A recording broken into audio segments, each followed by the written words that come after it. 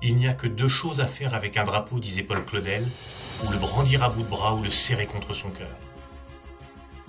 Notre drapeau est le fruit de notre histoire entière, ces trois couleurs portant en elles les hauts faits de la nation française.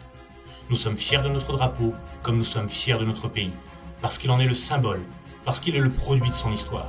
Depuis plus de 2 siècles, la France arbore les trois couleurs, le bleu et le rouge révolutionnaire, encadrant le blanc monarchique, comme une synthèse et une réconciliation. Nous sommes fiers de notre drapeau, il est la marque de reconnaissance de la France aux yeux du monde. Nous sommes fiers de notre drapeau, celui qui gagne à la bataille de Verdun, celui qui flotte au sommet des mairies, celui qui recouvre les cercueils de nos soldats tombés au champ d'honneur, celui qu'on brandit dans les stades, celui qui galvanise les troupes, celui qui rallie les esprits, les corps et les cœurs. Nous sommes fiers de notre drapeau, parce qu'il représente une cause plus noble que nous-mêmes, celle du bien commun et de la grandeur de la France.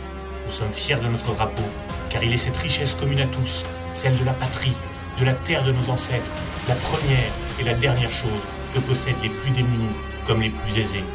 Nous sommes fiers de notre drapeau, qui fut porté aux 4 coins du monde par nos pères. Nous sommes fiers de la continuité qu'il représente, de la communauté de destin qu'il symbolise, des faits héroïques et glorieux qui l'ont tissé.